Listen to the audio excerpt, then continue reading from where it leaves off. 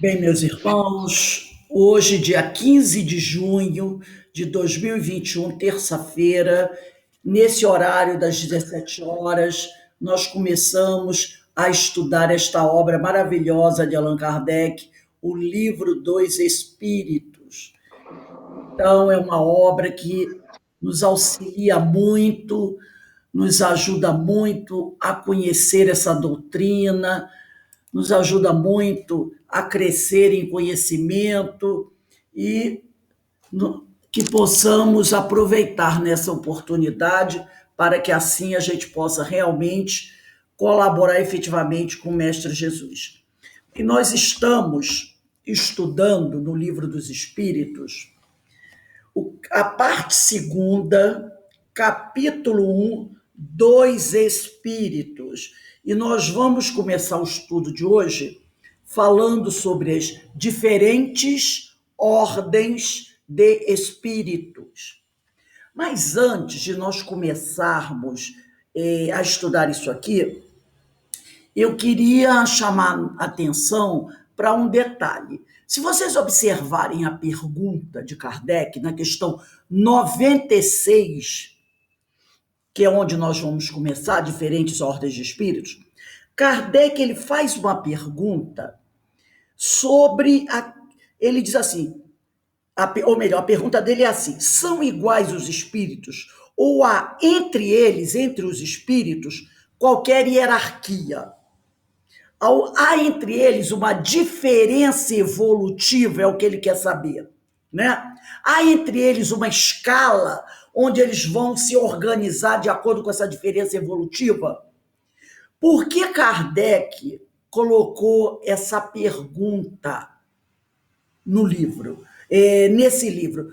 Qual foi, de onde veio essa ideia para ele de que entre os espíritos havia uma certa diferença, que eles se dividiam ou se organizavam de acordo com uma escala, né? Uma hierarquia.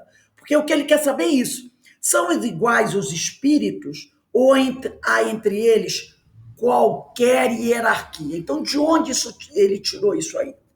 Então, eu estava fazendo uma pesquisa e nós fomos fazendo a seguinte observação. Já aconteciam, né, da primeira metade do século XIX, final do século XVIII, primeira metade do século XIX, vários fatos evidenciando fenômenos especiais. Que os fenômenos, algumas coisas aconteciam, né? Rapes, aquele movimento de coisas sendo jogadas, pancadas, né? Nós temos o fenômeno de Hydesville, que é muito famoso, talvez seja assim o fenômeno mais famoso que nós conhecemos, né? Das irmãs Fox. Mesas girantes, etc. Então já havia todo um movimento, porque quando muitas vezes as pessoas começam a estudar isso, aí parece que tudo começou com Kardec. Não, já haviam vários fenômenos, inclusive tem um livro do Herculano Pires chamado Mediunidade. O título é só esse: Mediunidade, José Herculano Pires, que eu aconselho vocês a estudarem. Então, nesse livro, José Herculano Pires já fala sobre isso, fala da primeira invasão, entre aspas, da primeira invasão dos espíritos, segunda invasão dos espíritos. Então, essas coisas já aconteciam.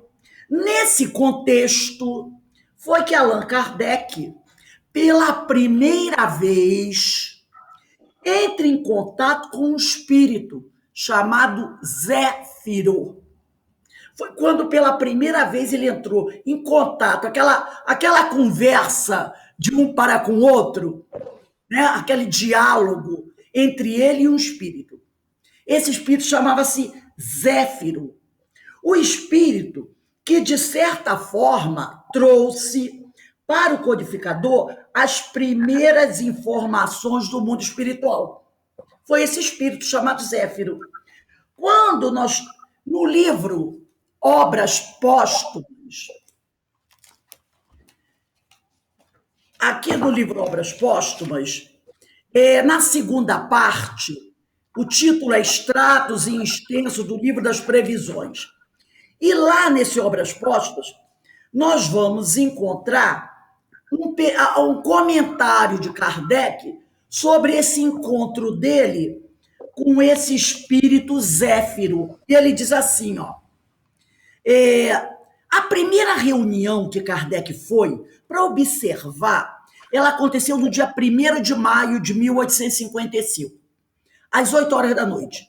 Foi aí nessa reunião que pela primeira vez presenciei o fenômeno das mesas que giravam, saltavam e corriam em condições tais que não deixavam lugar para qualquer dúvida. Foi a primeira vez que ele se deparou com esses fenômenos das mesas que giravam, batiam, saltavam.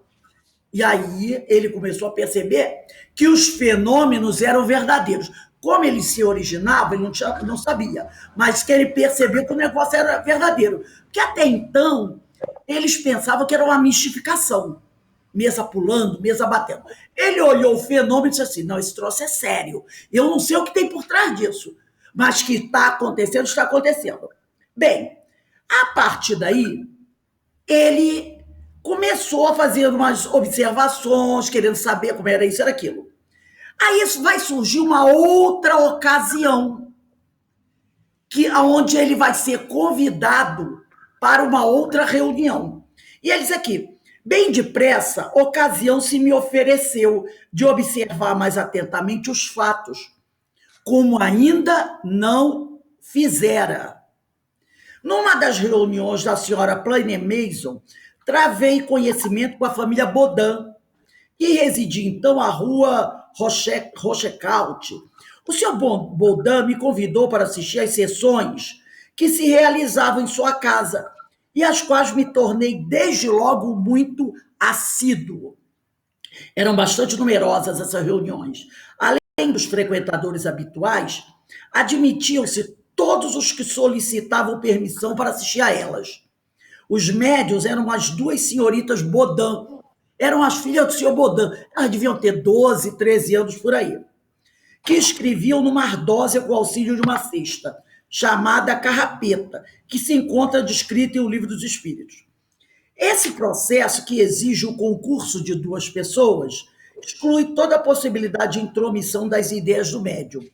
Aí, nessa reunião, tive ensejo de ver comunicações contínuas, respostas a perguntas formuladas, algumas vezes até a perguntas mentais, que acusavam de modo evidente a intervenção de uma inteligência estranha.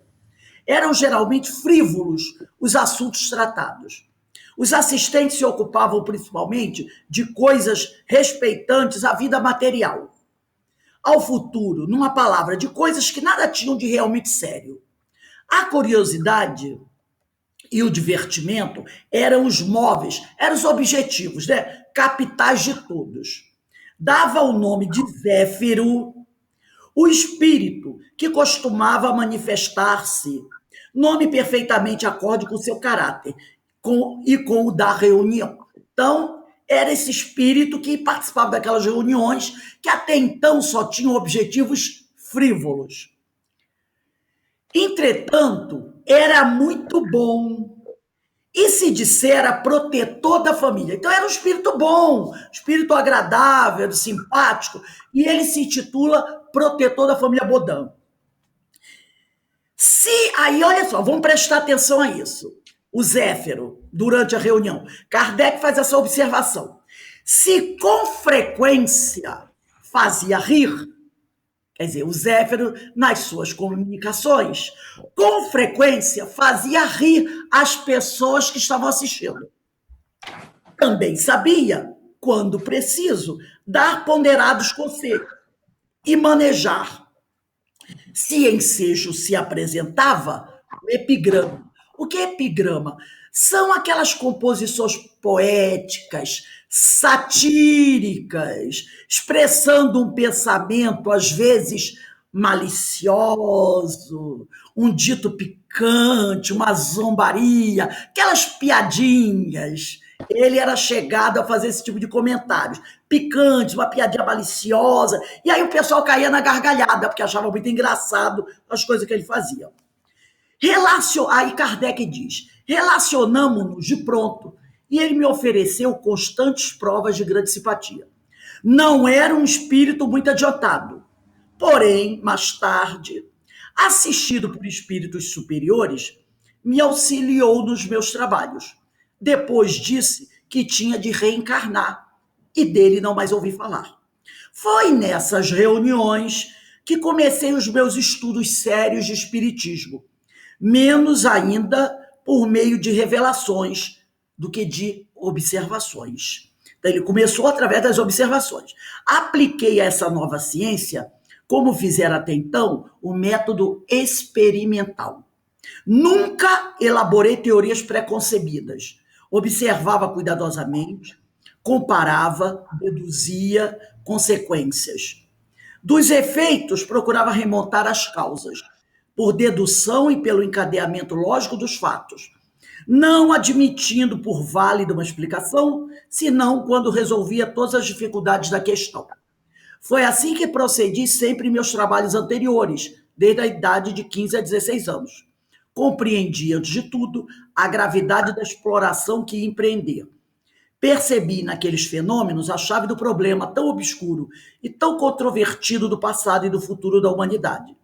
A solução que eu procurara em toda a minha vida era, em suma, toda uma revolução nas ideias e nas crenças. Fazia-se mister, portanto, andar com a maior circunspecção e não levianamente. Ser positivista e não idealista, para não me deixar iludir. Um dos primeiros resultados que colhi das minhas observações foi que os espíritos, nada mais sendo do que as almas dos homens, não possuíam nem a plena sabedoria, nem a ciência integral.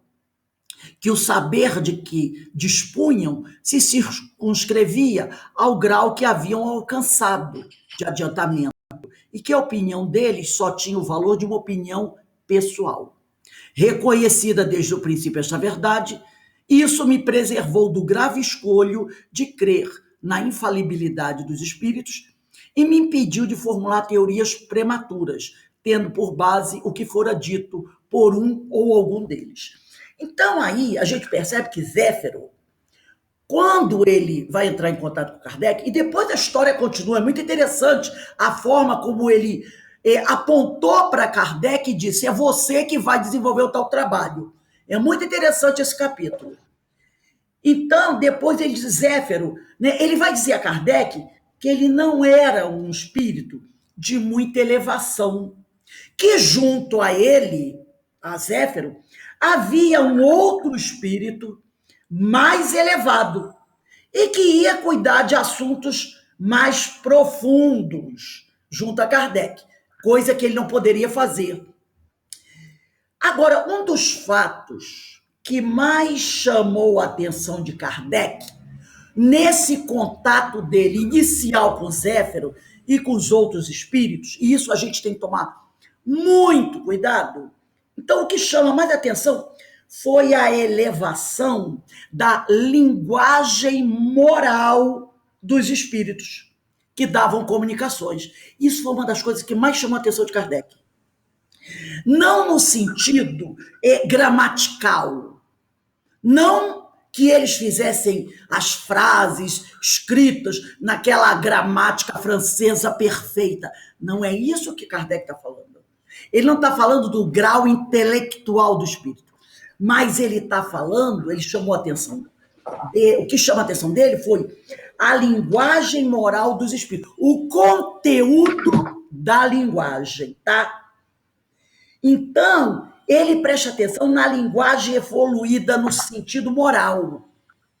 Por isso que ele vai observar aqui que Zéfiro não era um espírito elevado, porque era um espírito que gostava de ficar fazendo piadinhas, gracejos. E ele começa a perceber, quando ele vai entrar em contato aqui com o Espírito de Verdade, e depois eu até aconselharia vocês buscarem esse texto, porque ele está, o meu, deixa eu ver aqui, que é uma coisa muito interessante, começa a minha primeira iniciação no Espiritismo. Você pode procurar na segunda parte de Obras Póstumas. O título é esse: A Minha Primeira Iniciação do Espiritismo. A Minha Primeira Iniciação do Espiritismo, Obras Póstumas, segunda parte. É o segundo artigo dessa segunda parte. A Minha Primeira Iniciação do Espiritismo, segunda parte de um livro Obras Póstumas. Ele é muito interessante, que vai mostrar como ele foi. O Zéfiro apontou para ele e disse: olha, você que tem uma missão a fazer assim, assim, assim. Então, Kardec começa a comparar aqui a linguagem dos espíritos. A linguagem de Zéfiro, como é que ele falava com o pessoal, fazendo piadinhas, né? Contando histórias maliciosas, para aquelas coisinhas que a gente gosta. Às vezes um palestrante na casa gosta de ficar soltando piadinhas. Não que ele não possa fazer algo, vamos dizer assim, espirituoso, mas a gente tem que tomar cuidado com certas coisas. Piadinhas picantes, entendeu? E Kardec vai observar que os espíritos superiores, eles têm um bom humor. Quantas vezes Emmanuel, né, quando ele disse para Chico, alguns espíritos vão para o céu, vão para algum lugar. Você foi para o nome do jornal foi para Cruzeiro. Lembra que ele faz uma brincadeira com o Chico? Com aquele episódio que o Chico se deixou enganar por aqueles repórteres? Então ele faz uma piadinha, ele diz, eu não me lembro bem, alguns espíritos vão para tal lugar, mas você foi para Cruzeiro, quer dizer, você foi para a revista Cruzeiro. Eles são bom-humorados, têm um bom humor, mas eles sabem a hora de colocar esse humor, de fazer uma brincadeira, um comentário engraçado. E não são dados a conversas, textos picantes, maliciosos. Então, Kardec começa a perceber que tem diferenças entre os espíritos na linguagem. Na linguagem. Daí a razão dessa pergunta 96. Porque quando Kardec começa a perceber esse tipo de coisa, ele chega à conclusão que realmente há diferenças. Então ele faz essa pergunta, e o título desse subitem aqui é Diferentes Ordens de Espírito. Aí ele faz essa pergunta, 96. São iguais os espíritos? Ou há entre esses espíritos qualquer hierarquia? E reparem que aqui os espíritos, eles dão duas respostas. A primeira, eles dizem assim, são de diferentes ordens, tá? Porque Kardec também diz assim, ó, são iguais os espíritos, ou há entre esses espíritos qualquer hierarquia. Ele quer saber se há alguma hierarquia, qual é a característica dessa hierarquia. Eu já falei com vocês para a gente prestar atenção na pergunta. Primeiro, Kardec quer saber se eles são iguais, né? E, havendo uma hierarquia, o que é que diferencia um do outro? Qual é o objeto dessa hierarquia? Percebeu a pergunta de Kardec? Por que ele fala isso? Porque ele teve contato com Zéfiro, com esses espíritos aí. E ele, nesse momento, ele já estava começando a elaborar o livro dos espíritos. Ele já estava entrando em contato com vários espíritos. com várias mensagens, porque ele mandava a mesma pergunta para vários espíritos, para vários médiuns de várias sociedades espíritas de vários países. Então, na Inglaterra, na Alemanha, né? Na Rússia, em vários países já tinham sociedades constituídas. E ele pegava uma pergunta e mandava para vários deles. E ele recebia as respostas. E ele analisava o conteúdo e a linguagem que vinha. Entendeu? Então, ele começa a ter essa percepção. Então, ele quer saber se são iguais os espíritos. Agora, caso haja uma hierarquia, o que vai caracterizar essa hierarquia? E eles dizem assim, ó, são de diferentes ordens, conforme o grau de perfeição que tem alcançado. Então, eles dizem, ó, as ordens são várias, conforme o grau de perfeição que tem alcançado. Então, os espíritos não dizem que a escala espiritual é organizada por conhecimento ou por desenvolvimento cultural e intelectual. Eles não dizem isso. Percebeu? Eles não dizem isso.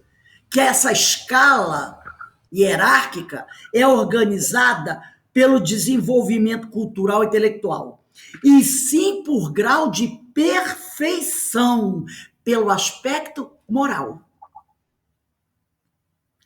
Sintetizando, a hierarquia na escola espírita se dá pelos valores morais. É isso que eles dizem, conforme o grau de perfeição que tenham alcançado. Porque, às vezes, nós, quando vamos fazer uma escala hierárquica, qualquer coisa assim, a gente sempre tem uma preocupação com o intelecto das pessoas. A gente organiza aquilo pelo aspecto intelectual. Esse aqui tem diploma disso, daquilo outro, não é? Esse aqui é muito culto. E a gente esquece que isso aí, na base, não tem nada a ver com moral. Não é verdade? Não tem nada a ver com moral. É assim que, na maioria das vezes, a gente organiza um grupo. A gente procura ver os títulos. Mas aqui os espíritos dizem que não. Dizem que não. É pelos valores morais. Então, e quando ele diz aqui, ó, os espíritos respondem, conforme o grau de perfeição que tenham alcançado. Na resposta. Agora, perfeição, quando você chega à perfeição total, aí sim você tem o conhecimento moral e o conhecimento intelectual. Quando você chega, ó, na ponta da pirâmide, que aí são os espíritos puros, aí você tem conhecimento moral e conhecimento intelectual, ó, batendo, não é assim? Abaixo disso, muitas vezes tem isso aqui, ó. Os espíritos com muito conhecimento intelectual, ainda pouca moral. Lá em cima, não. Lá em cima é perfeição. Tanto que a classe dos espíritos puros é ela e acabou. Lá em cima são os dois. Mas abaixo disso, não.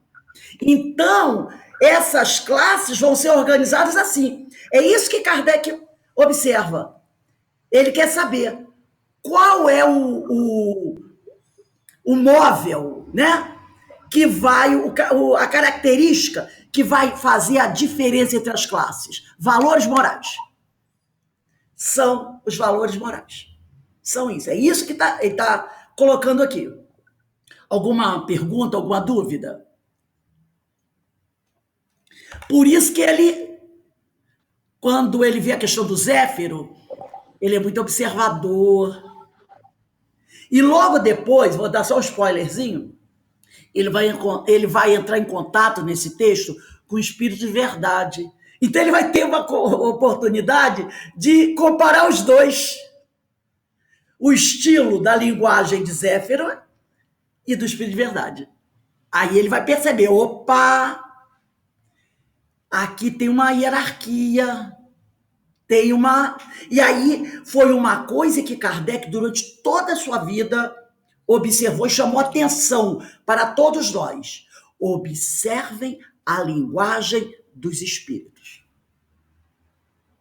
Observem a linguagem dos espíritos. Não é na questão gramatical, das palavras bonitas, porque os espíritos inferiores também sabem escrever bonito. Não sabem? Botam aquelas expressões em latim, aquelas coisas. Eles sabem. E como tem pessoas que são atraídas por essa linguagem rebuscada e julgam os espíritos por ela, essas pessoas se deixam enganar. Nossa, se eu não me engano, no livro dos médiuns, Céu e Inferno, a gente vai encontrar isso. Espírito que sabe escrever, não é? Aqueles caras, aquela linguagem. Kardec diz, observa a linguagem do espírito, mas não é a questão do rebuscado, é o conteúdo da mensagem. É isso que nós temos que observar, o conteúdo da mensagem. E aqui na questão 97, Kardec faz a seguinte pergunta: as ordens ou graus de perfeição dos espíritos são em número determinado? E aí eles dizem, são ilimitadas em número, porque entre elas não há linhas de demarcação. Então eles dizem que entre elas não há linha. Tipo assim, aqui acaba uma categoria e começa o outro. Entendeu? De sorte, aqui ó, não há linhas de demarcação traçada, como barreiras, de sorte que as divisões podem ser multiplicadas ou restringidas livremente.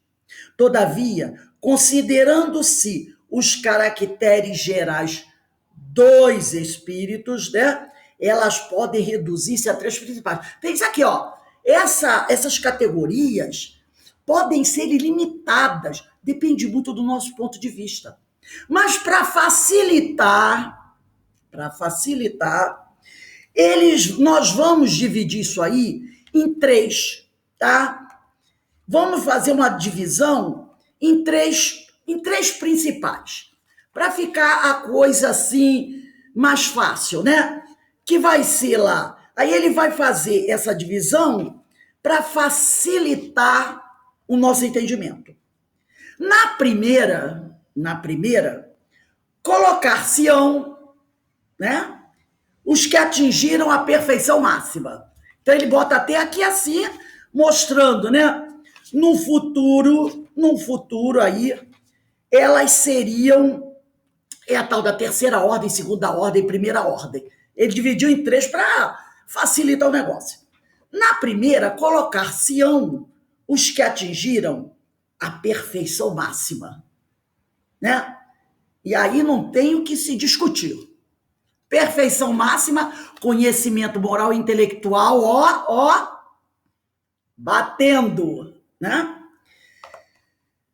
Aí os puros espíritos formam a segunda, os que chegaram ao meio da escala. São aqueles que têm o desejo do bem. E é o que neles predomina. O que é o desejo do bem? É aqueles que querem fazer o bem, né? Eles têm essa vontade de fazer o bem. Pertencerão à terceira os que ainda se acham na parte inferior da escala, os espíritos imperfeitos.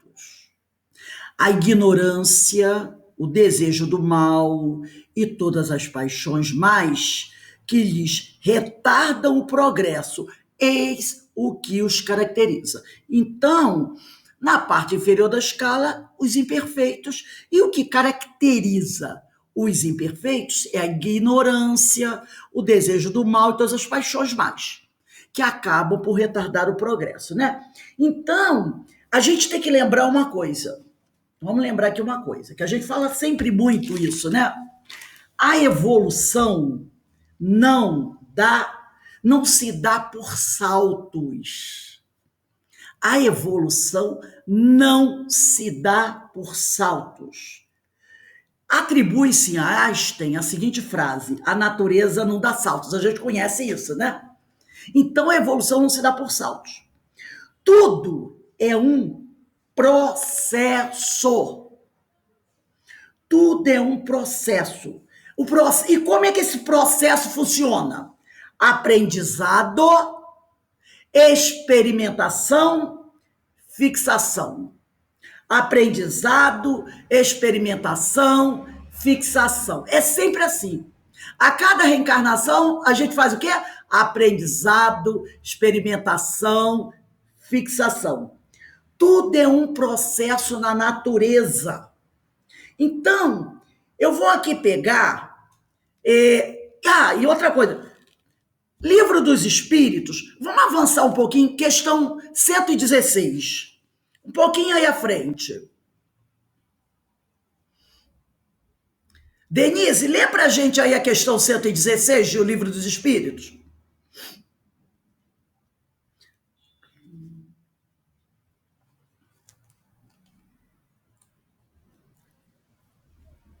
Há espíritos que permanecerão para sempre nas ordens inferiores? Não, todos se tornarão perfeitos. Eles mudam de ordem, mas isso demora, porque, como já dissemos de outra vez, um pai justo e misericordioso não pode banir eternamente seus filhos. Pretenderíeis que Deus, tão grande, tão bom, tão justo, fosse pior do que vós mesmos? Então, olha só. Primeiro ele diz aqui, todos se tornarão perfeitos. Mudam de ordem. Então ele está mostrando que a posição de que nós ocupamos numa ordem é transitória. A posição é transitória. Porque ele diz aqui a resposta. Não, todos se tornarão perfeitos. Então a posição nossa abaixo da perfeição é transitória. Percebeu? Ninguém vai ficar eternamente numa ordem. Logicamente que depois que alcançar a perfeição, aí é perfeição. Mas abaixo da perfeição, nossas posições são transitórias, tá? Então, por quê? Porque o Pai é justo e misericordioso. Então, ele vai nos dar várias oportunidades para a gente avançar. Então, a posição é transitória.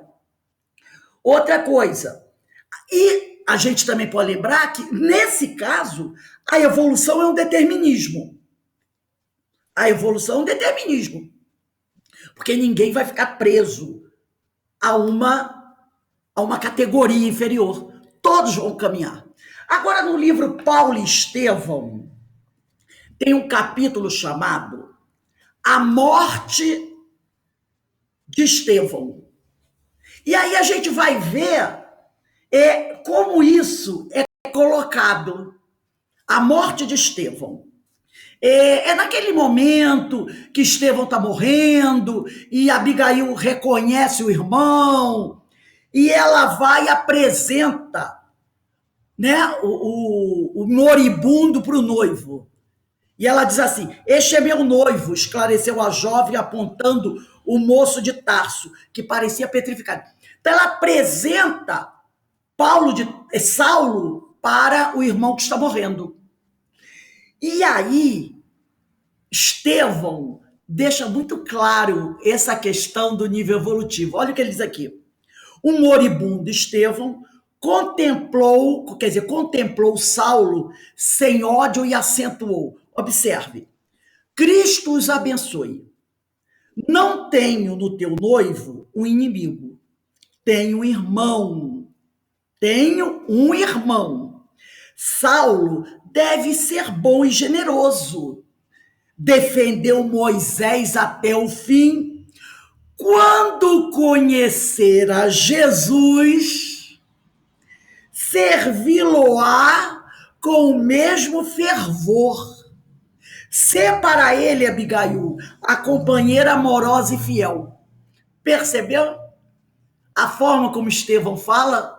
Ele diz, Saulo deve ser bom e generoso. Defendeu Moisés até o fim. Aí ele diz, quando Saulo conhecer a Jesus, ele colocou Saulo numa categoria dos espíritos que ainda não conhecem Jesus. Aí, o que Kardec falou aqui, ó? Não, quem está no meio da escala era aquele que quer muito fazer o bem. A vontade de fazer o bem dele predomina. Aí depois ele bota aqui, ó. Pertencerão a terceiros que ainda se acham na parte inferior da escala. Os espíritos imperfeitos. Ah, mas cuidado! Lembra que Kardec falou que há inúmeras categorias, dependendo do nosso olhar, da nossa forma, da forma como nós vamos dividir? Para facilitar, ele botou 3 ordens. Numa ordem, que é a ordem dos espíritos imperfeitos, ele botou vários deles juntos. Mas dentro desses imperfeitos tem diferença. Então ele diz aqui, ó, a ignorância, o desejo do mal e todas as paixões mais que lhes retardam o progresso. Eis o que os caracteriza. Então, o que Paulo naquele momento estava vivendo? A ignorância, não era? A ignorância e as paixões. O orgulho, a vaidade. Ele ainda estava vivenciando isso. Então ele estava numa escala mais abaixo que Estevão. Então ele já... Quando ele conhecer a Jesus, aí, para quem tem discernimento, percebe o quê? Que os espíritos que conhecem a Jesus e colocam em prática os ensinos de Jesus estão numa escala o quê? Mais elevada. Não é verdade? Claro, mais elevada. Então, ele, Saulo, tinha que estar numa escala mais elevada. Porque ele fala isso. Quando ele conhecer a Jesus, servi-lo-á com o mesmo fervor de agora. Então ele destaca o fervor dele. Mas ele ressalta que ele ainda não conhecia Jesus. Então a gente percebe aí a questão desse processo. Tudo é um processo. Aprendizado, experimentação, fixação. Então, a evolução não se dá por saltos. Então, essa situação aqui de Saulo, ela fica bem caracterizada. Vamos dar uma olhadinha aqui na questão 98. Os espíritos da segunda ordem. Eu vou até dar uma olhadinha aqui, ó. Vamos até anotar aí. Terceira ordem são os imperfeitos. Só para que a gente vai começar a conversar agora, a terceira são os imperfeitos. A segunda, a gente vai estudar isso depois. A segunda são os bons espíritos. Não é? A segunda são os bons espíritos. E a primeira, os puros. Primeiro os puros, a segunda, os bons espíritos, e a terceira, os espíritos imperfeitos, não é? Que a gente está falando toda hora de... Então, ele diz aqui, primeira ordem, os puros espíritos, segunda ordem, bons espíritos, terceira ordem, espíritos imperfeitos. Lembrando que a faixa dos imperfeitos é grande, é grande. Kardec dividiu em 3 para facilitar. 98. Pergunta de Kardec. Os espíritos da segunda ordem, aqueles que estão no meio da escala, que tem esse desejo de fazer o bem, tem o desejo. Percebeu? Não quer dizer que já façam, mas eles têm o desejo do bem, para os quais o bem constitui a preocupação dominante, têm o poder de praticá-lo. Ele quer saber se eles têm o poder de praticá-lo ou só o desejo. Ele quer saber isso. Eles só têm o desejo ou eles já estão praticando? Porque lá na 97, os espíritos disseram, não chegaram ao meio da escala. O desejo do bem é o que neles predomina. O desejo, a palavra que eles usaram. E aí Kardec pega isso aí. Kardec pergunta, os espíritos da segunda ordem, para os quais o bem constitui a preocupação dominante, têm o poder de praticá-lo? Ele quer saber, ou eles ficam só no desejo? Aí os espíritos respondem assim, ó, cada um deles, individualidade, reparou? Ele não disse assim, todos eles, ou nenhum deles, ele individualiza. Cada um deles dispõe desse poder de fazer o bem. Aí você já fica aquele negócio. Quer dizer que eu não posso alegar que eu não tenho essa capacidade de fazer o bem? Porque às vezes a gente não diz assim, eu queria muito ajudar, mas eu não tenho condições. A gente às vezes não fala isso? Eu não tenho condições. Queria muito, mas como eu queria. Mas eu não tenho condições. E eles aqui, ó, o que eles fazem? Individualizam. Por isso que a gente tem que prestar atenção na pergunta e na resposta. Aí eles dizem, cada um deles dispõe desse poder de acordo com o grau de perfeição a que chegou. Então, ele tem o poder de acordo com o seu grau evolutivo. Talvez alguns tenham poder, façam pouquíssima coisa, mas ele pode fazer alguma coisa de acordo com o seu grau evolutivo. Assim, uns possuem a ciência, outros a sabedoria e a bondade. Todos, porém, ainda tem que sofrer provas. Então, quem está no meio da escala, que tem o desejo de fazer o bem, pode fazê-lo. Não pode usar mais o argumento de que eu não posso, eu não tenho capacidade. Mas é preciso saber que todos esses ainda têm que sofrer provas. Então, nessa segunda ordem, são os bons espíritos, né? Mas entre os bons, ainda há diferença entre esses que estão na segunda ordem. Ligados, ciência, sabedoria, bondade, né? Essas ordens e classes são feitas apenas, como Kardec coloca, pelo critério didático. Ele divide isso pelo critério didático. Vamos para facilitar o entendimento, didaticamente, eu vou dividir assim. Percebeu? Didaticamente, ele vai dividir assim. São bons espíritos, mas não são ainda perfeitos.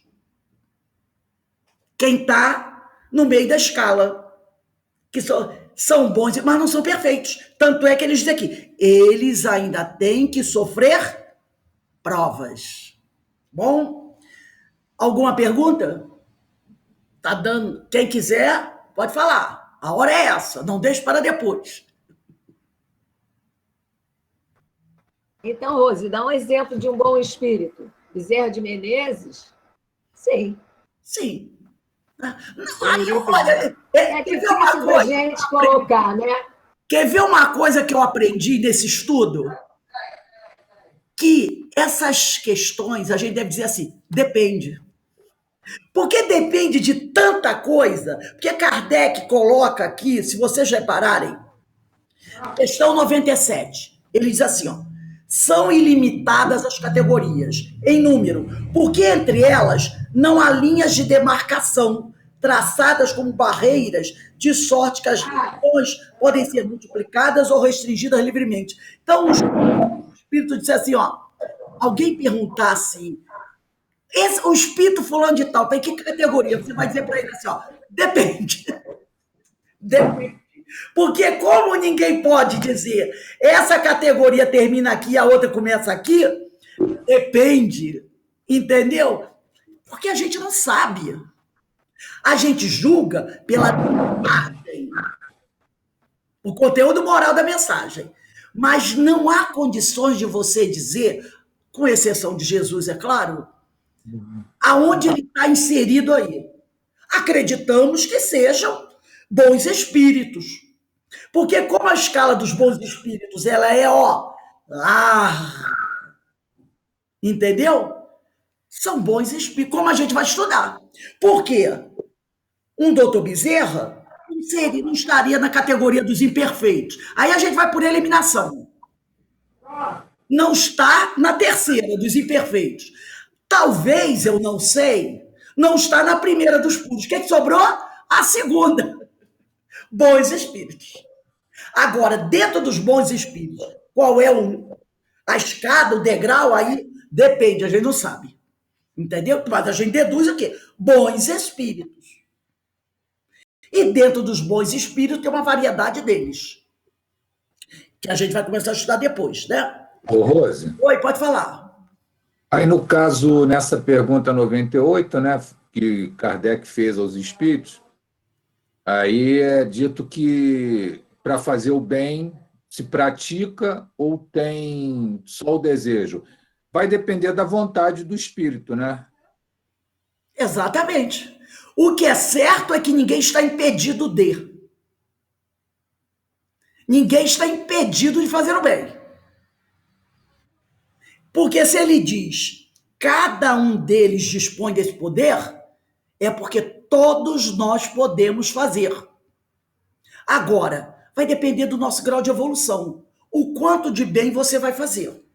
Entendeu? Por exemplo, a Madre Teresa de Calcutá, uma irmã Dulce, acredito que, devido ao seu grau evolutivo, o poder dela de fazer o bem pode ser bem maior que o nosso ainda.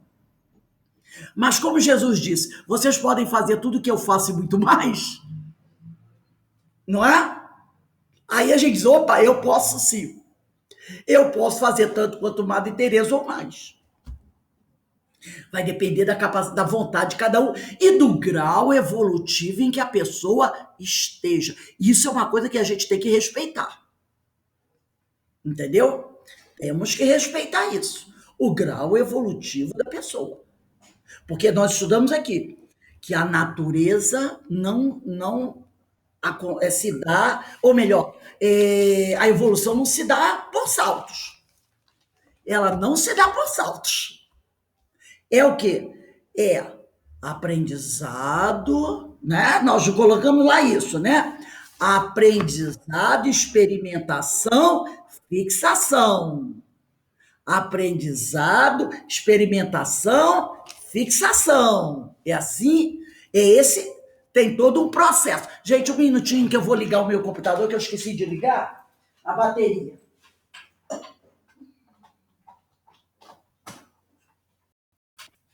Então é assim, aprendizado, experimentação, fixação. Não é tchan, não é com... Né? É por essa... Ô, Rose, é baseado no que você está dizendo, aprendizado, experimentação e fixação, é que as oportunidades que nós temos, principalmente na casa espírita, de se envolver com o trabalho no bem, é necessário, porque você vai experimentando a vivência do bem. Você aprendeu que tem que fazer o bem. De barganhar com Deus, eu vou fazer e Deus vai me dar. E depois você vai elaborar. No início, aí eu lembro de André Luiz. Ele ficou sabendo que era preciso fazer o bem. Porque se ele fizesse o bem, ele ganhava bônus hora. Não foi isso que ele aprendeu? E ele queria ver a família. Aí ele começou a experienciar, fazer o bem, experimentando. Com o tempo, o objetivo dele já não era tão forte. Ele já fazia porque ele gostava. Ele se sentia bem. Então ele fixou a ideia. No início ele começou com uma intenção. Tudo bem que depois ele pediu para ir lá, deu aquele probleminha todo. Mas normalmente a gente começa assim, pô, alguém falou que tinha que fazer o bem aí, não sei o quê, né, para poder melhorar de vida. Aí você começa a fazer no início, até com interesse. Daqui a pouco, aquilo passa a integrar o seu ser. E você acha a coisa mais natural fazer. E quando você não faz, aquilo te incomoda. Você fixou o aprendizado. Entendeu? Então, tudo é um processo. Não adianta a gente cobrar de uma pessoa que ainda não fez esse aprendizado. Então, assim como diz o outro, assim caminha a humanidade. Então, vamos lá na 99. Os da terceira ordem, que são os imperfeitos, são todos essencialmente mal. Aqui ele usa um advérbio. Essencialmente maus. E depois um adjetivo, percebeu?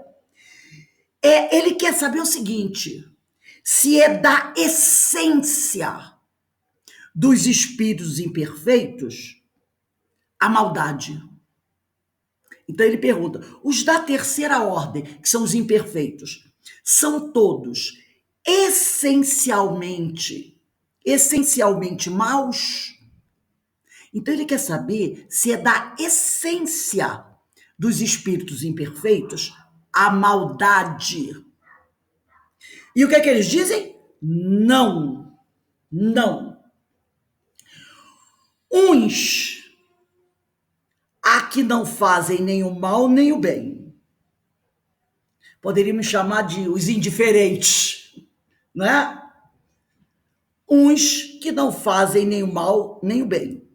Outros, ao contrário, se comprazem no mal e ficam satisfeitos quando se lhes depara a ocasião de praticá-lo. Aí são os malévolos.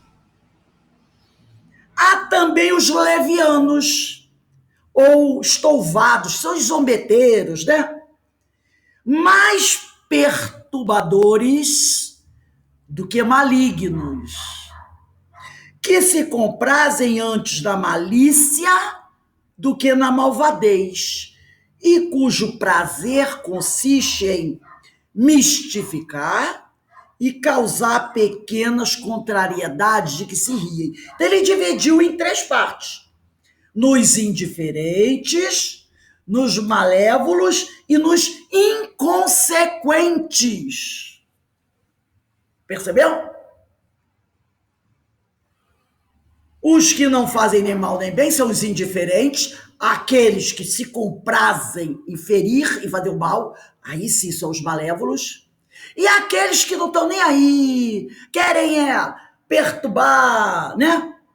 Mas por serem irresponsáveis do que por maldade. Aí são os inconsequentes.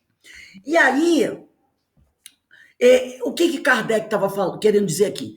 Que há os malévolos, não é como nós falamos, os indiferentes e os não bons, que são os indiferentes. Então, todos os espíritos, né, nós fizemos aqui alguns registros, todos os espíritos que não levam a sério o processo evolutivo são imperfeitos.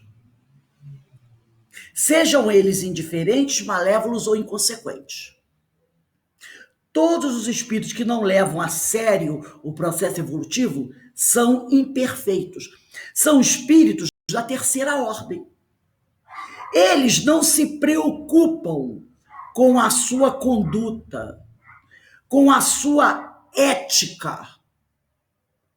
Né? Os inconsequentes não estão nem aí para a ética, né? Encarnados ou desencarnados. Porque não é. Aí a gente tem que colocar isso. Encarnados e desencarnados.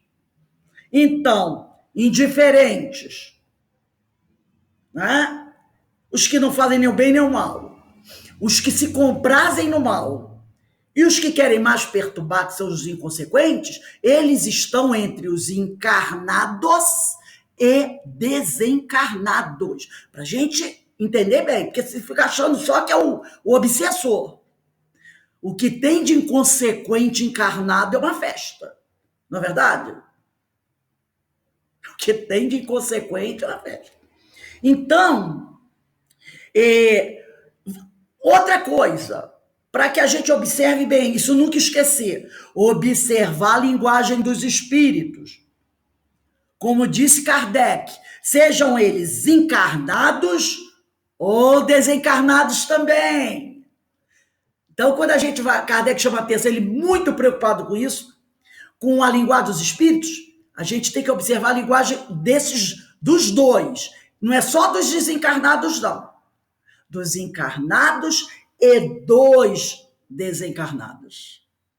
Allan Kardec diz que os espíritos, isso aqui eu achei interessantíssimo, ele diz que os espíritos nada mais são do que as almas dos homens sem corpos, que levam consigo, ao desencarnar, não é? Todas as suas aquisições e todas as suas mazelas, a sua índole. Então, Kardec diz que os espíritos nada mais são do que as almas dos homens sem corpos, que levam consigo, ao desencarnar, todas as suas aquisições e todas as suas mazelas, a sua índole. Agora, nós podemos dizer que a recíproca é verdadeira. Que a recíproca é verdadeira.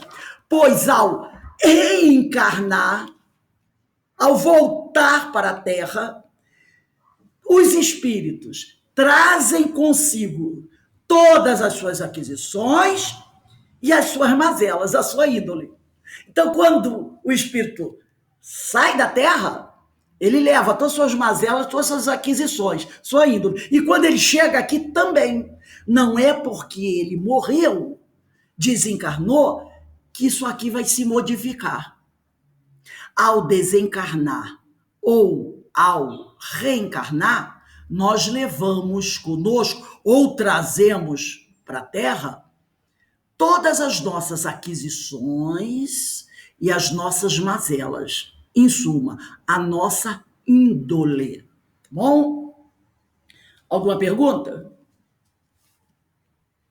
Então, aquela ideia que morreu, descansou, morreu, vai ficar junto com o de Jesus. Nós levamos nossas aquisições, nossas mazelas, e quando chegamos, viemos reencarnar. Trazemos também a nossa mala, o nosso histórico de aquisições e mazelas, para poder, né, resolver. Então, vamos continuar aqui. Escala espírita, item 100. Esse texto é grande, então a gente vai devagarzinho, para ver se a gente consegue fechá-lo hoje. Observações preliminares. A classificação dos espíritos, aquela terceira ordem, segunda ordem, primeira ordem, se baseia no grau de adiantamento, deles, nas qualidades que já adquiriram e nas imperfeições que ainda terão de despojar-se, aquisições e mazelas, certo? Aquisições e mazelas. Então tá aqui, boas aquisições, né, gente? Boas aquisições. As virtudes. Esta classificação, aliás, nada tem de absoluta. Ele falou isso. Podem haver outras, vai depender de como a pessoa resolveu organizar a sua escala hierárquica. Apenas no seu conjunto, cada categoria apresenta caráter definitivo, quando ele forma o conjunto. De um grau a outro, a transição é insensível. Às vezes, a delimitação não dá para perceber onde termina um grau, onde começa o outro. Entendeu? É isso que ele está dizendo. De um grau a outro, a transição é insensível. É como a Carmen perguntou, doutor Bezerra, é isso aqui? Não sei, porque a linha é muito tênue que divide. E nos limites extremos, os matizes se apagam. Como nos reinos da natureza, como nas cores do arco-íris, ou também como nos diferentes períodos da vida do homem. Podem, pois, formar-se maior ou menor número de classes, conforme o ponto de vista de onde se considere a questão. Então, ele, mais uma vez, ele fala, eu fiz uma divisão pelo aspecto didático, tá? Forma-se maior ou menor número de classes, conforme o ponto de vista de onde se considere a questão. Então, Kardec mostra que ele dividiu as 10 classes pelo ponto de vista moral. O ponto de vista, o item para organizar esse trabalho foi pelo ponto de vista da moralidade. Mas se a pessoa quiser olhar por outro ponto de vista, se poderá dividir e obter outras classes. Ah, eu quero fazer uma divisão pela intelectualidade. Pronto. Eu já mudei esse negócio aqui. Mas o dele, ele fez a divisão observando o aspecto de vista moral. Continuando aqui. Dá-se aqui o que se dá com todos os sistemas de classificação científica, que podem ser mais ou menos completos, mais ou menos racionais, mais ou menos cômodos para a inteligência. Sejam, porém, quais forem, em nada alteram as bases da ciência. Não importa como você organize a sua pirâmide. Em nada essa pirâmide, essa organização, vai alterar as bases da ciência. Assim, é natural que inquiridos sobre este ponto, que aí Kardec inquiriu os espíritos, vem cá, fala pra gente se essa forma como nós organizamos está boa, se a divisão do fulano está legal. Então ele perguntou aos espíritos sobre isso, se a organização está atendendo. Então aqui, é natural que inquiridos, quer dizer, perguntados sobre este ponto, hajam os espíritos divergido quanto ao número das categorias. Uns disseram assim, vamos botar 12, outro disse assim, eu vou botar 8. Eles também divergiram sobre o número de categorias. Divergiram sem que isto tenha valor algum. Tá? Divergiram sem que isto levasse esses espíritos a uma discussão, a um bate-boca. Não, o meu que está certo que tem 12, o seu está errado, tem 8. Divergiram. Sem levar a um climão. É isso que ele está querendo dizer. Então, Kardec diz que, interrogando outros espíritos, eles disseram haver outras ordens, depende do ponto de vista, como se considera a questão, sem que lá haja divergências entre eles. Kardec quer trabalhar a característica geral, moralidade, que se tem nestas categorias, e não a subdivisão absoluta. Ele quer ver a característica geral, do ponto de vista moral, tá? Ô, Rose, Oi. Eu me perdi, tu tá em que trecho? Eu dei um pulo aí, não sei onde. Sei. Sim, mas aí eu estava acompanhando o texto, daqui a pouco... No meio do texto. Olha, tá, vamos lá. No meio, entretanto, não faltou quem se agarrasse. É isso? Entretanto. Peraí, eu estou no final do primeiro parágrafo. Sim, tá. Assim é natural. Primeiro parágrafo, sobe um pouquinho. Ok, ok. Assim é natural que, inquiridos sobre este ponto, hajam os espíritos divergido quanto ao número de categorias, sem que isto tenha valor algum. Entretanto, não faltou, quem se agarrasse a esta contradição aparente, sem refletir que os espíritos nenhuma importância ligam ao que é puramente convencional. Porque tem pessoas, porque como veem os espíritos, alguns deles divergindo sobre o número de classes, já entra em briga. Não, Kardec é errado, porque o espírito tal falou que tem assim e tem outro. E eles, cada um faz a sua divisão, mas não brigam sobre isso. Mas tem pessoas que se apegam a essa questão da convenção para entrar em choque. Então, ele diz aqui, sem refletir que os espíritos nenhuma importância ligam ao que é puramente convencional. Para eles, os espíritos, o pensamento é tudo. Deixam-nos a forma, a escolha dos termos, as classificações, numa palavra, os sistemas. Eles não divergem, não entram em briga. Cada um tem o seu jeito de organizar, mas eles não entram em choque. E aqui a gente vai dar uma parada para fazer uma reflexão sobre essa questão aqui, sobre esse item aqui. Quando a gente diz assim, ó, entretanto, eu queria que todo mundo prestasse muita atenção sobre isso. Sobre esse ponto, que todo mundo estivesse bem atento, sentado aí na sua sala, lendo seu livro, prestando atenção, isso é importantíssimo. Ele diz aqui, ó, entretanto, não faltou quem se agarrasse a esta contradição, aparente contradição, porque um botou 10 classes e outro botou 8, parece que é contradição. Não, isso é uma contradição aparente, tá? Sem refletir que os espíritos nenhuma importância ligam ao que é puramente convencional. Para eles, o pensamento é tudo. Deixam-nos a forma, a escolha dos termos, as classificações de uma palavra, os sistemas.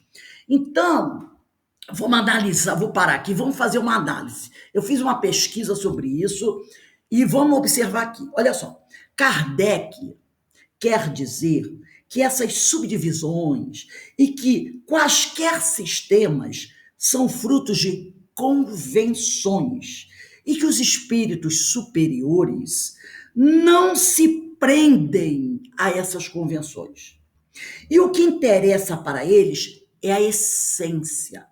Muitas vezes as pessoas brigam, divergem, provocam rachas por convenções. A gente não vê isso? Eu sou de Paulo, eu sou de Pedro, eu sou de Apolo. Eu torço para o Flamengo, eu torço para o Vasco, eu torço para o Botafogo. Eu sou do político A, eu sou do político B, eu sou do político C. Isso é o que Jesus chamava de fermento dos fariseus. Aí Jesus dizia assim, ó, acautelai-vos do fermento dos fariseus. Fuja das discussões estéreis. Isso está em Mateus capítulo 16, versículo 6. Acautelai-vos do fermento dos fariseus. Aí a gente vai entendendo Jesus. Mateus capítulo 16, versículo 6. Quer dizer, ele estava falando, fuja das discussões estéreis. Das discussões que não levam nada a coisa nenhuma. O fermento não aumenta a quantidade de massa. Se eu coloco uma xícara de farinha de trigo no meu bolo, o fermento não vai fazer a farinha virar, uma xícara virar 2. Então, o fermento não aumenta a quantidade de massa, ele aumenta o volume da massa. O fermento não dá consistência, ele dá volume. Aí a discussão, cresce. Percebeu? A discussão vira uma guerra. Ela vira uma guerra. Eu tenho a história de uma amiga que ficou 25 anos brigada com a cunhada por causa de um vestido de casamento, que era da madrinha. Quando ela contou essa história para mim, eu virei para ela e perguntei assim, qual era a cor do vestido? Ela disse, não lembro mais.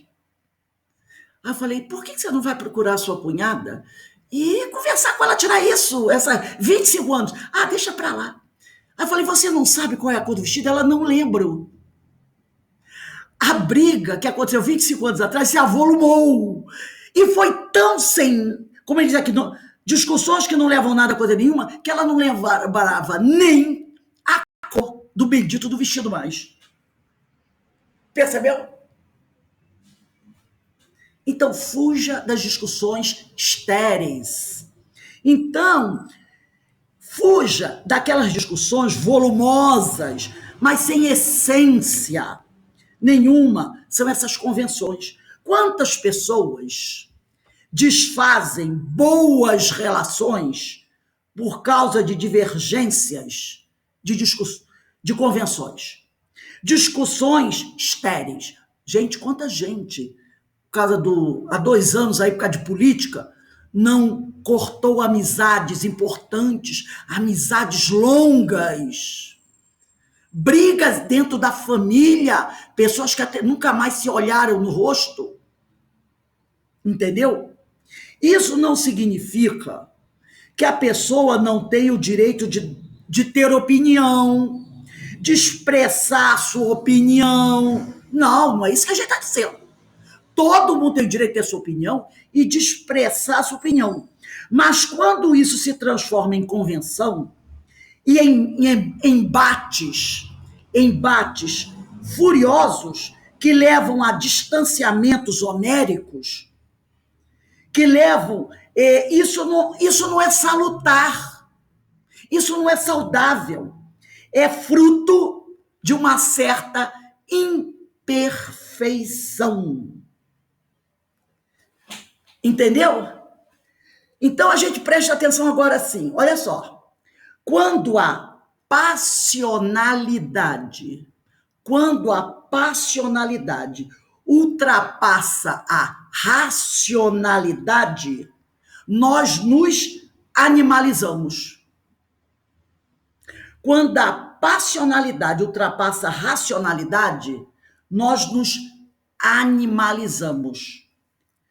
Somos seres racionais e precisamos colocar a razão na passionalidade. Alguém tem que dizer, vamos parar aí. Vamos parar. Não podemos deixar a passionalidade ultrapassar a racionalidade, senão dá morte. Ou não dá? Dá morte.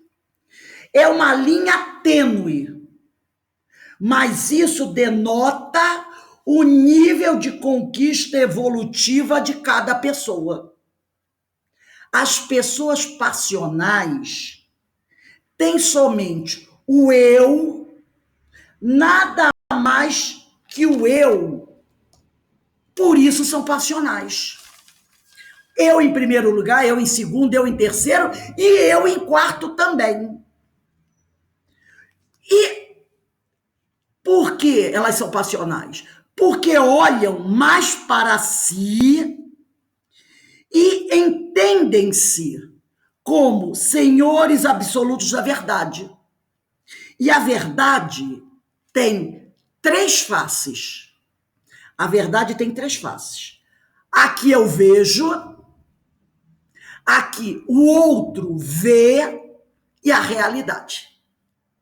Então, a verdade tem 3 faces. A que eu vejo, a que o outro vê e a realidade.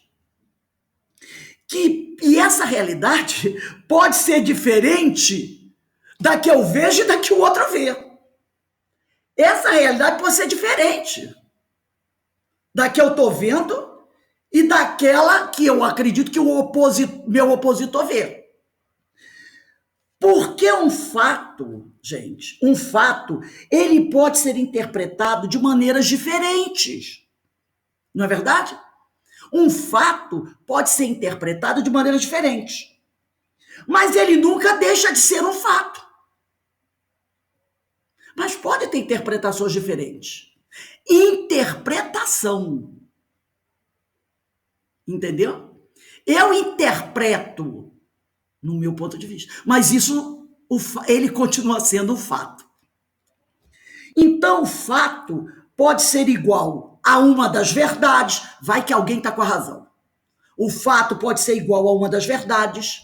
Ou pode ser completamente diferente das 2 verdades. A que eu vejo, a que o outro vê. A realidade pode ser totalmente diferente. A passionalidade não permite que nós enxerguemos essas outras possibilidades.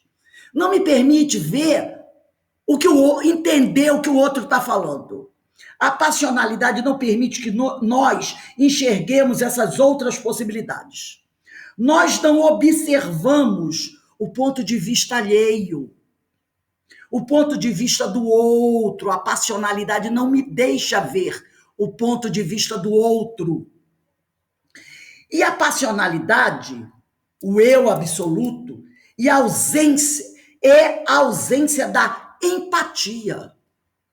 A passionalidade, que é o eu absoluto, é a ausência da empatia, de aprendermos a nos colocarmos no lugar dos outros. A passionalidade é isso. É a ausência da empatia, tá? De aprendermos a nos colocarmos no lugar do outro. Então, quando os espíritos dizem aqui, entretanto, não faltou quem se agarrasse a esta contradição, aí entra a briga. Não, porque o espírito tal diz que são 10, o espírito tal diz que são 6. Aí tem gente brigando por causa disso. Tem gente brigando por causa do corpo fluídico do Cristo. Tem gente brigando por causa da virgindade de Maria. Tem gente brigando por aí, por causa dessas coisas. Então ele diz aqui, sem refletir, essas pessoas estão brigando, elas não refletem que os espíritos nenhuma importância ligam ao que é puramente convencional. Para eles, o pensamento é tudo. Deixam-nos a forma para que nós escolhamos os sistemas. O que eles querem ver é o pensamento. Vem cá, ele dividiu em 10. Mas qual é o pensamento dele? Ah, igual ao meu. Só que eu dividi em 12 para me facilitar. Então eles não vão brigar por causa disso. Mas nós brigamos. Nós brigamos. E brigamos feio por causa disso. Eles não. Façamos ainda uma consideração, que se não deve jamais perder de vista. Agora eu voltei ao Livro dos Espíritos. Façamos ainda uma consideração, que se não deve jamais perder de vista. Há de que entre os espíritos, do mesmo modo que entre os homens, há os muito ignorantes. De maneira que nunca serão demais as cautelas que se tomem contra a tendência a crer que, por serem espíritos, todos devem saber tudo. Porque tem espíritos que vão brigar por essas convenções, como nós brigamos, e vão até insuflar. Mas, como ele falou aqui, não vamos esquecer, tá? Que entre os espíritos também há os ignorantes, que brigam como nós, são passionais como nós. Qualquer classificação exige método, análise e conhecimento aprofundado do assunto. Ora, no mundo dos espíritos, os que possuem limitados conhecimentos são como, neste mundo, quer dizer, aqui entre os encarnados, os ignorantes, os inaptos a aprender uma síntese e a formular um sistema. Só muito imperfeitamente percebem ou compreendem uma classificação qualquer. Consideram da primeira categoria todos os espíritos que lhes são superiores, por não poderem apreciar as gradações de saber, de capacidade e de moralidade que os distinguem, como sucede entre nós, um homem rude, com relação aos civilizados. O rude olha para os civilizados e diz, todo mundo inteligente. Mas ele não percebe que entre esses inteligentes tem aqueles que têm muita dificuldade. Mesmo os que são capazes de tal apreciação podem mostrar-se divergentes quanto às particularidades, conforme os pontos de vista que se achem. Sobretudo se se trata de uma divisão que nenhum culto, nenhum cunho absoluto apresente. Linneu, Jussieu e Tournefort tiveram cada um seu método, sem que a botânica houvesse, em consequência, experimentado modificação alguma. Eles são botânicos, cada um usou o seu método para classificar as plantas, mas, mesmo cada um tendo o seu método, nenhum deles conseguiu modificar a botânica. É que nenhum deles inventou as plantas nem seus caracteres. Apenas observar as analogias, segundo as quais formam os grupos ou classes. Então, cada um deu uma classificação lá para as plantas. Mas isso não mudou a botânica. Foi assim que também nós procedemos. Não inventamos os espíritos. E aí Kardec se coloca. Não inventamos os espíritos, nem seus caracteres. Vimos e observamos, julgamos-los pelas suas palavras e atos. Depois os classificamos. Ele se colocou aí. Ele e os espíritos, tá? Pelas semelhanças. Ele e os espíritos fizeram essa classificação pelas semelhanças, baseando-nos em dados que eles próprios nos forneceram. Os espíritos, em geral, admitem 3 categorias principais, ou 3 grandes divisões. Na última, que fica na parte inferior da escala, estão os espíritos imperfeitos, caracterizados pela predominância da matéria sobre o espírito e pela propensão para o mal. Os da segunda se caracterizam pela predominância do espírito sobre a matéria e pelo desejo do bem. São a questão do meio. Os bons espíritos, tá? São os imperfeitos. Aqui, caracterizados pela predominância da matéria sobre o espírito e pela propensão para o mal. Tá? Estão lá, na base. Os da segunda, que são no meio, né? Se caracterizam pela predominância do espírito sobre a matéria. Aqueles que têm o desejo de fazer o bem. E pelo desejo do bem. São os bons espíritos, são no meio. A primeira, finalmente, compreende os espíritos puros, os que atingiram o grau supremo da perfeição, em conhecimento e moralidade. Esta divisão nos pareceu perfeitamente racional e com caracteres bem positivados.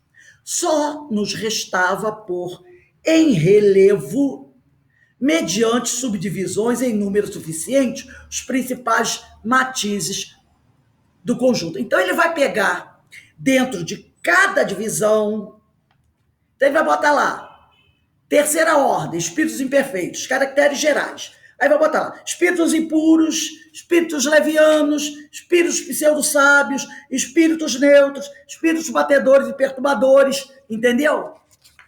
Ele vai fazer isso. Dentro dos espíritos imperfeitos, ele vai fazer sub-itens.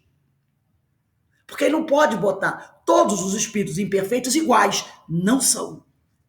Não são. Então, dentro dos espíritos imperfeitos, tem os impuros, os levianos, os pseudo-sábios, os neutros, os batedores, os perturbadores, tá?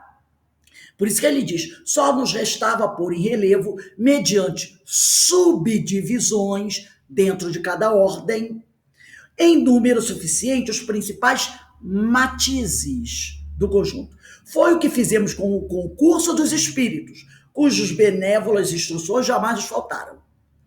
Com o auxílio desse quadro fácil, será determinar-se. Então, com o auxílio desse quadro, fácil será determinar-se a ordem, assim como o grau de superioridade ou de inferioridade dos que possam entrar em relações conosco e, por conseguinte, o grau de confiança ou de estima que mereçam. Agora, vamos prestar atenção. É, de certo modo, a chave da ciência espírita, porquanto só ele pode explicar as anomalias que as comunicações apresentam. Entendeu?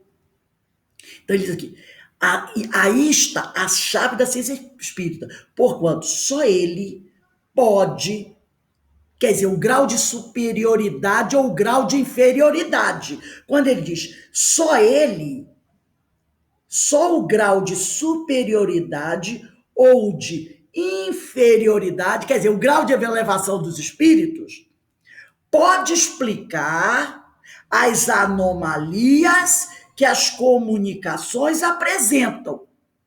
A única forma de você entender as anomalias de uma comunicação é percebendo o grau de evolução do espírito.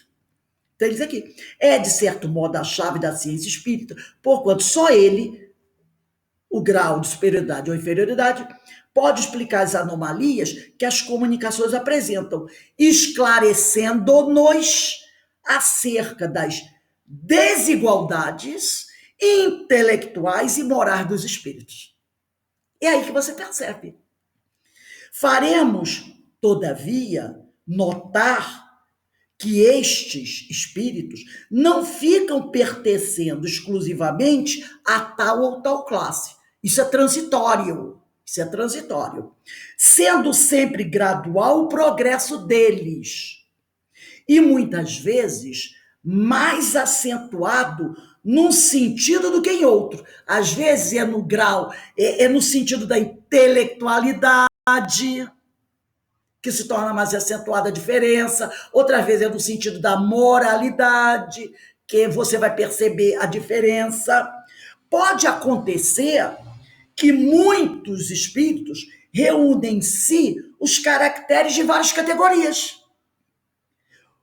O que seus atos e linguagem tornam possível apreciar-se. Então, às vezes, quando você vai analisar uma comunicação, você vai ver que um espírito reúne várias características de várias ordens. Por isso, Carmen, fica difícil a gente dizer em que nível ele está. Porque, às vezes, um deles, ele tem tem o desejo de fazer o bem, mas, às vezes, é um pouquinho leviano. Opa! Percebeu? Às vezes ele quer fazer o bem, mas ele é meio pseudo-sábio. Então, ele pode reunir várias características.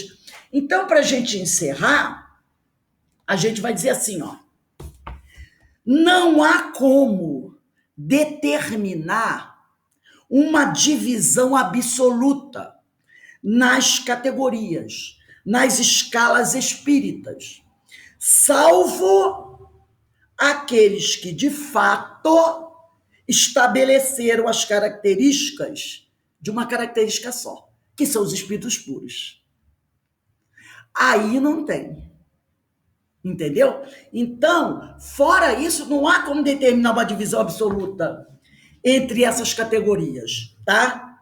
Nas escalas de espírito. Salvo aqueles que são os espíritos puros. Porque aí você não tem mais dúvida.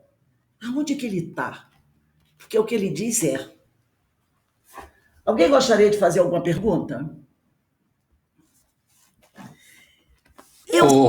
Pode falar, Alberto. Lá no início, bem no iniciozinho, eu não te interrompi para não perder o teu desenvolvimento da abordagem.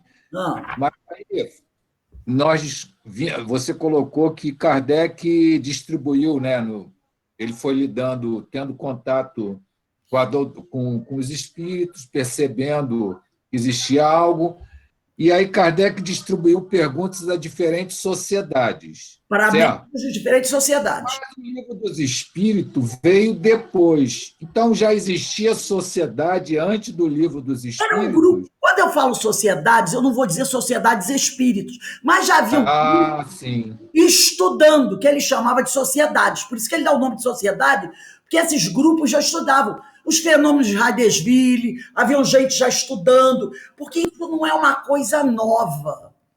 Essa pesquisa do magnetismo, já tinha gente entrando, fazendo intercâmbio. Isso é uma coisa.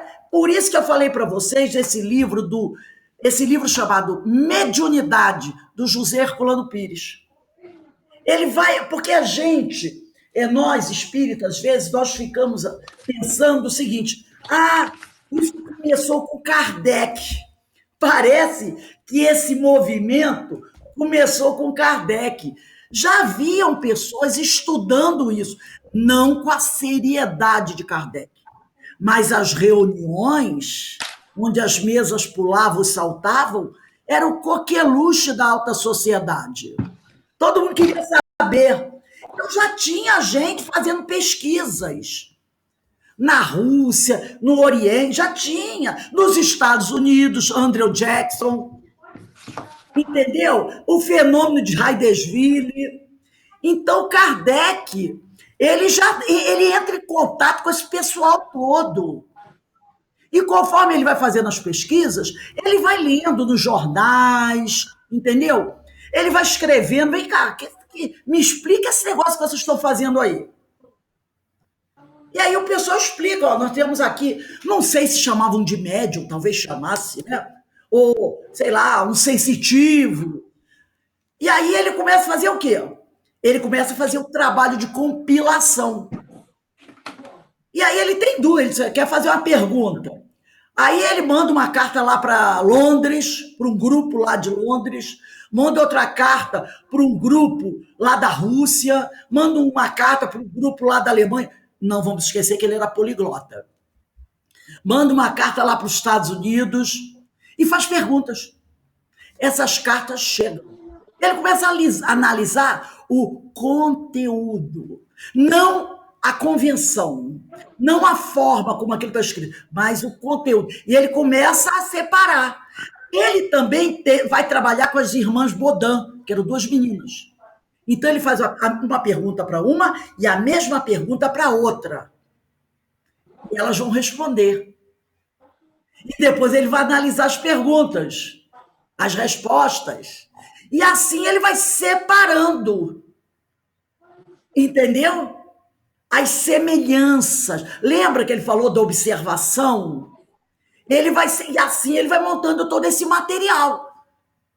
E aquilo que ele achar relevante, ele vai fazer a primeira publicação do Livro dos Espíritos, que é uma publicação, se eu não estiver enganado, uma base de umas 594 a 600 perguntas. Por aí, mais ou menos isso, eu não me lembro. Eu tinha até a primeira edição, mas depois eu até dei. A primeira edição é interessante, que é uma folha em português e do lado a mesma folha em francês. Parece, eu não estou certa, que a primeira edição tem umas 590, 600 perguntas. Aí é publicada a primeira edição. Logo após, Charles Darwin publica a obra dele. Aí, quando Charles Darwin publica a obra dele, ele começa a perceber, opa, um homem muito inteligente.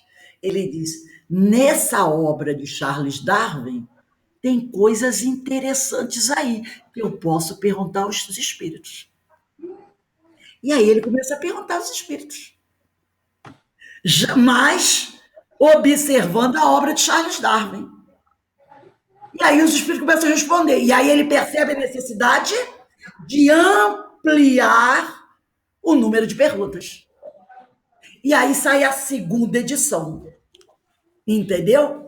Sai a segunda edição e é a edição que nós temos até hoje. Então, a primeira edição, ela é bem resumida em relação a essa. Tem mais ou menos a metade, né? A metade das perguntas. É mais ou menos isso. que essa tem 1019, mais a conclusão, ela tem mais ou menos 590 a 600. Mas aí depois Charles Darwin publica a sua obra, que, se eu não me engano, é A Origem das Espécies, né?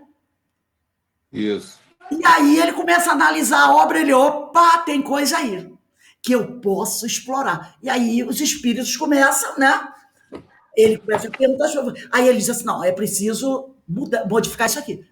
E aí ele se aprofunda e publica um novo livro, uma nova edição, que é a segunda edição, que é a edição que nós temos hoje, de O Livro dos Espíritos. Tá bom?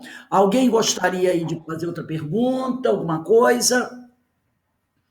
Alguma dúvida? O que vocês acharam desse item, principalmente desse item 100? Até então, eu mesma já tinha estudado, mas não tinha ainda mergulhado nisso, nesse item 100, com essa profundidade. Era até um item assim, meu Deus, vai começar aquela coisa de escala espírita, aquilo é meio chatinho, né? Aí, quando eu comecei a mergulhar, eu falei, caramba, o quão profundo. Também não tinha me aprofundado a esse nível, não. Tem certas coisinhas aqui que eu tinha até passado por cima, já disse, isso aqui é meio, né? E aí, fazendo esse estudo mais profundo, eu disse, caramba, como isso aqui... O que eu tinha dúvida, assim, eu ficava confuso, é ordem e escala. Eu vou dizer, mas se tem uma ordem e tem uma escala, qual era a distinção de ordem e de escala, entendeu? Entendeu? Então, ele divide em ordem, são as escalas, as ordens. Agora, dentro de cada ordem, ele faz subdivisões. Entendeu? Então, como eu falei, por exemplo, terceira ordem, espíritos imperfeitos. Aí ele coloca 10ª classe, espíritos impuros. Já viu que ele botou 10 aí. 9ª classe, espíritos levianos.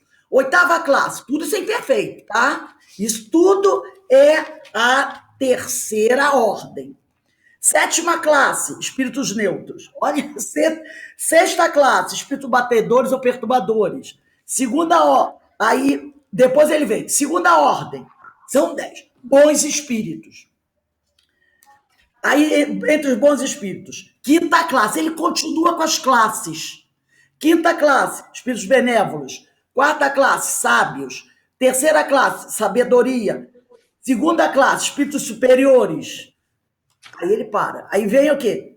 Primeira ordem, classe única, os espíritos puros, que entre esses não tem divisão.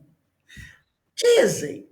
Né? Aí já é uma outra coisa aí, que está lá da Revista Espírita, que quando chegar lá a gente vai ver. Na Revista Espírita, mas a Revista Espírita também tem o seu lado de pesquisa. Na Revista Espírita, Kardec vai conversar um pouquinho sobre essa. Aí eu não vou dar spoiler, não, mas ele vai falar sobre a classe dos espíritos puros. Ele vai fazer uns comentáriozinhos lá sobre a classe dos espíritos puros. Então a gente vai ver se é a teoria ou se ele. Entendeu? Por quê? Porque muitas vezes, quando ele avança num assunto, o livro dos espíritos já está publicado. É igual aquela história da possessão, que ele nega no Livro dos Médiuns. Ele não negou a possessão no Livro dos Médiuns? Negou. Mas, logo depois, ele fala, porque o Livro dos Médiuns foi publicado em 1861. Em 1862, ele fala da possessão. Ele ia fazer o quê? Pegar o Livro dos Médiuns e jogar fora? Não. Ele foi discutindo a possessão na Revista Espírita. Foi discutindo, falando. Na Revista Espírita. Em 1868, quando ele publica a Gênese, a possessão está consolidada no estudo dele. Lembra que ele falou da observação? Que ele não ia publicando logo assim as coisas. Uma hipótese, eu li isso no livro Obras Póstumas. Quando chega a Gênese, está consolidada. Aí ele publica na Gênese. Ele publica na Gênese sobre a possessão. Se eu não me engano, no capítulo 14. Ele fala da possessão. Então, não invalida o Livro dos Médiuns, mas ele mostra que o estudo é progressivo. Uma coisa que ele não concordava lá, quando ele publicou o Livro dos Médiuns, 1 ano ou 2 anos depois, ele já tinha revisto seus valores. E aí ele vai aprofundando o estudo na Revista Espírita, e em 1868 ele publica lá. Se eu não estiver enganado, quem tiver aí, Revista Espírita, acho que é capítulo 14, item 47, 48, que ele fala da possessão e fecha. Ele diz, tem possessão sim. Entendeu? Então é isso aí, gente. Isso é estudo, isso é pesquisa. E ele não tem nenhum problema com isso, não. Não tem nenhum problema. Porque é isso que caracteriza os estudos. Eu achei muito interessante esse estudo, essa posição dos espíritos, né? Bem, gente, vamos dar uma paradinha agora, 10 minutinhos. Quando for 10 para as 7, 19h50, 18h50, a gente retorna para o estudo do Memória de Suicida, tá bom? Que também está ficando muito interessante o estudo de Memória de Suicida. Então, vamos dar uma paradinha, beber uma água e pensar um pouquinho mais sobre tudo isso. Porque é muita coisa, né? A gente parece que vai abrindo, né, a cortina e a gente vai enxergando melhor. Então, vamos lá, gente.